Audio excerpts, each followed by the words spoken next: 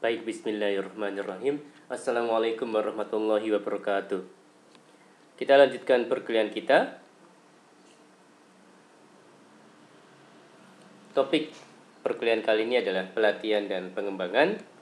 Saya mengambil materi ini dari internet dengan sumbernya adalah sebagai berikut.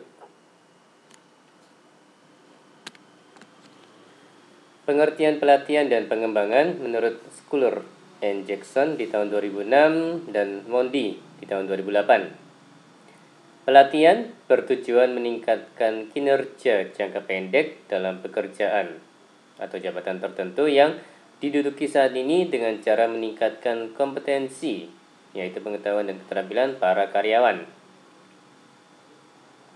Pengembangan mengacu pada aktivitas-aktivitas yang diarahkan untuk meningkatkan kompetensi selama periode waktu lebih panjang yang melampaui jabatan saat ini guna mengantisipasi kebutuhan masa depan organisasi yang terus berkembang dan berubah. Oke, masuk ke faktor-faktor yang mempengaruhi pelatihan dan pengembangan. Ya, ada dukungan manajemen puncak. Ini jika ada dukungan dari manajemen puncak atau pimpinan puncak gitu ya, itu insya Allah kegiatan pelatihan dan pengembangan akan berjalan lebih lancar dan ada dukungan gitu ya. Jadi hambatan-hambatan misalnya dalam hal finansial gitu, insya Allah bisa lebih mudah diatasi. Kemudian ada komitmen para manajer, baik spesialis maupun generalis. Kemudian ada kemajuan teknologi, terutama komputer dan internet. Ya, poin ini berasa ya di masa pandemi ini, Mas dan Mbak. Jadi pelatihan dan pengembangan bisa dilakukan via online gitu ya. Ya, menggunakan Zoom misalnya. Ya, jadi poin ini berasa di masa pandemi ini. Berikutnya ada kompleksitas organisasi yang menyebabkan tugas-tugas dan interaksi menjadi lebih rumit. Ada gaya belajar dan ada fungsi-fungsi sumber daya manusia lainnya. Oke, ini proses pelatihan dan pengembangan menurut Mondi di tahun 2008. Jadi yang garis keluar ini lingkungan eksternal ya, Mas dan Mbak. Kemudian yang garis yang lebih dalam lagi itu lingkungan internal, menentukan kebutuhan spesifik pelatihan dan pengembangan. Kemudian menetapkan tujuan-tujuan spesifik pelatihan dan pengembangan. Kemudian memilih metode dan sistem penyampaian pelatihan dan pengembangan. Kemudian mengimplementasikan program-program pelatihan dan pengembangan. Dan berikutnya adalah mengevaluasi program-program pelatihan dan pengembangan.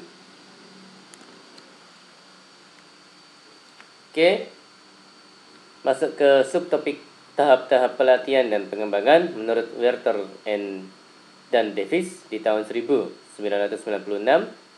Ya, ada analisis kebutuhan, ada penetapan tujuan pelatihan dan pengembangan, ada penyusunan isi program, ada penerapan prinsip-prinsip pembelajaran, ada pemilihan metode pelatihan dan pengembangan, serta ada evaluasi pelatihan dan pengembangan. Oke, prinsip-prinsip pembelajaran ada beberapa poin, yaitu ada partisipasi, ada pengulangan, ada relevansi, ada kecepatan transfer, dan ada umpan balik atau feedback ya Mas dan Mbak ya. Jadi proses belajar itu juga butuh feedback juga. Ini misalnya kalau dalam perkuliahan ini feedbacknya ya dalam bentuk ujian atau tes gitu ya Mas dan Mbak ya. Jadi biar tahu apakah mahasiswi sudah paham atau belum terkait dengan suatu konsep, suatu materi, seperti itu Mas dan Mbak. Ya, metode-metode pelatihan dan pengembangan. Ada metode on the job. Ini ada sub-subnya, yaitu pelatihan instruksi kerja, ada rotasi jabatan, dan ada magang dan coaching. Kemudian ada metode off the job, ya ini ceramah dan presentasi video. Vestibule training. Kemudian ada role playing dan behavior modeling. Kemudian ada studi kasus, ada simulasi, ada belajar mandiri dan pembelajaran terprogram, ada pelatihan laboratorium, ada action learning dan business game. Ya, masih membahas terkait dengan metode-metode pelatihan dan pengembangan. Jadi, pelatihan instruksi kerja, maaf, karyawan langsung belajar menjalankan pekerjaannya saat ini. Yang menjadi instruktur bisa pelatih khusus, atasan atau supervisor, atau rekan kerja yang berpengalaman. Kemudian ada juga rotasi jabatan. Pada poin ini, karyawan berpindah-pindah dari satu jabatan ke jabatan lainnya. Ini penting untuk membuat karyawan ahli dalam berbagai pekerjaan, sehingga bisa cepat menggantikan karyawan lain yang cuti, absen, diberhentikan, atau mengundurkan diri. Kemudian ada poin magang dan coaching. Dengan magang, karyawan belajar pada karyawan lain yang lebih berpengalaman, meskipun bisa juga dikombinasikan dengan pelatihan di kelas di luar jam kerja. Coaching mirip dengan magang karena seorang coach, pembimbing, berusaha memberi contoh untuk ditiru karyawan yang sedang dilatih atau trainee.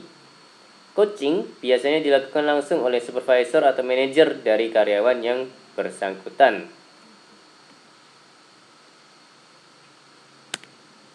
Oke, ada poin ceramah dan presentasi video.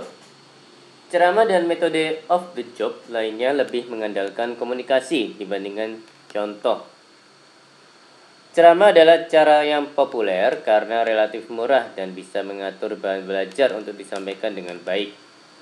Workshop online ya misalnya ya. Namun, partisipasi, umpan balik, kecepatan transfer, dan pengulangannya seringkali rendah. Hal ini bisa diatasi dengan menyisipkan sesi diskusi dalam ceramah. Ya, tanya jawab gitu ya Mas dan Mbak ya. Presentasi melalui televisi, film, dan slide mirip dengan ceramah, bahkan hal tersebut bisa lebih menarik bagi peserta pelatihan. Ya, dan juga bisa mengatasi kebosanan ya Mas dan Mbak ya.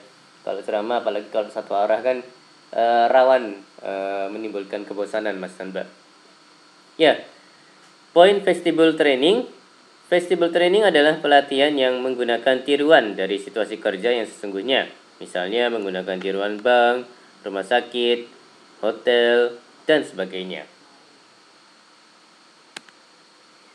Oke, ada poin role playing dan behavior modeling. Dalam role playing, bermain peran, para karyawan mencoba memainkan peran tertentu yang ada dalam situasi kerja yang nyata. Misalkan saja ada karyawan yang memainkan peran manajer yang sedang memberi saran kepada bawahannya, dan ada karyawan yang memerankan bawahan tersebut. Dalam behavior modeling, para karyawan berusaha meniru perilaku kerja tertentu sampai mereka benar-benar menguasai. Rekaman video bisa membantu para karyawan untuk mengamati perilaku mereka sendiri dan memperoleh umpan balik untuk penyempurnaan. Ada juga poin studi kasus. Dengan studi kasus, para karyawan mempelajari situasi nyata atau rekaan yang bisa terjadi dalam pekerjaan mereka. Di sini mereka bisa meningkatkan kemampuan pengambilan keputusan, decision making, dan pemecahan masalah, problem solving. Begitu ya Mas dan Mbak ya. Oke, ada poin simulasi. Simulasi biasanya menggunakan mesin canggih yang bisa memunculkan situasi kerja yang nyata. Mesin itu disebut simulator. Misalnya saja ada simulator pesawat terbang, kapal laut, kereta api, dan sebagainya. Ada pula simulator yang berupa program komputer yang bisa mensimulasikan strategi-strategi dalam bekerja, misalnya strategi bisnis, olahraga, dan sebagainya. Ya, ada poin belajar mandiri dan pembelajaran terprogram. para karyawan bisa mempelajari sendiri pekerjaannya dengan bantuan bahan-bahan instruksional yang dirancang sedemikian rupa. Cara ini sangat berguna jika posisi karyawan tersebut secara geografis sehingga sulit mengumpulkan mereka pada satu lokasi. Ya, apalagi di masa pandemi ya, bisa menjadi contoh ya Mas dan Mbak ya.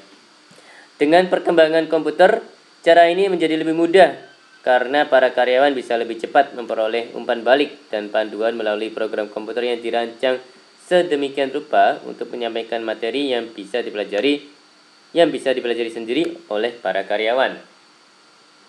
Ya, contohnya pada masa pandemi ini ya, karyawan diberikan modul belajar gitu, disampaikan via online gitu ya. Ya, baik online yang real time maupun online yang non real time.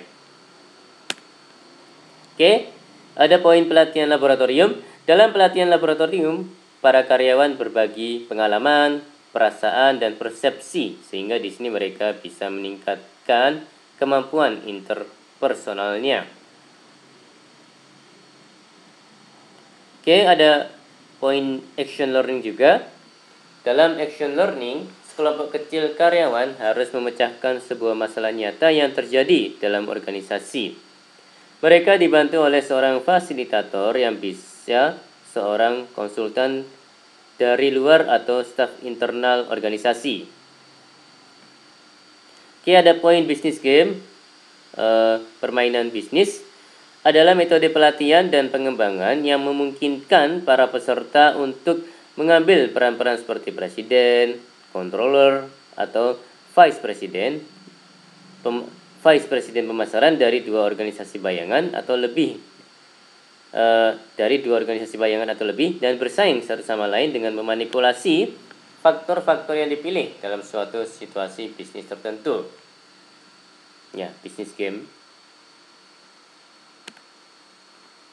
Oke, masuk ke pembahasan terkait dengan ukuran untuk mengevaluasi pelatihan dan pengembangan. Ada opini peserta. Ya, dalam hal ini menanyakan opini para peserta agar memperoleh respons dan saran untuk perbaikan, terutama dalam tingkat kepuasan peserta. Kemudian ada tingkat pembelajaran. Pada poin ini mengukur peningkatan kompetensi peserta dengan membandingkan hasil tes sebelum dan sesudah pelatihan. Kemudian ada poin perubahan perilaku, mengevaluasi kemampuan pelatihan dalam mengarahkan para peserta untuk mengubah perilaku mereka di tempat kerja. Metode penilaian umpan balik 360 derajat didiskusikan pada handout yang lain, sering digunakan untuk mengukur perubahan perilaku. Ada poin pencapaian tujuan pelatihan dan pengembangan, mengevaluasi sampai di mana program-program tersebut telah mencapai tujuan-tujuan yang ditetapkan dan secara nyata berdampak pada kinerja. Ada poin benchmarking, proses memonitor dan mengukur proses-proses internal suatu perusahaan seperti operasi dan kemudian membandingkan data tersebut dengan informasi dari perusahaan-perusahaan yang unggul dalam bidang-bidang tersebut. Mungkin bisa juga perusahaan-perusahaan pesaing atau kompetitor ya Mas dan Mbak ya. Benchmarking untuk pelatihan dan pengembangan umumnya berfokus pada ukuran. Saya ulangi, benchmarking untuk pelatihan dan pengembangan umumnya berfokus pada ukuran-ukuran seperti biaya pelatihan, rasio staf pelatihan terhadap seluruh karyawan, dan baru tidaknya sistem penyampaian yang digunakan.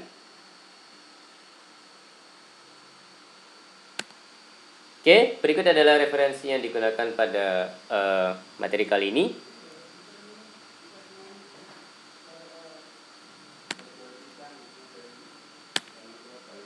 Baik, demikian dari saya. Mohon maaf kalau ada kata-kata yang salah. Terima kasih atas perhatiannya. Wassalamualaikum warahmatullahi wabarakatuh.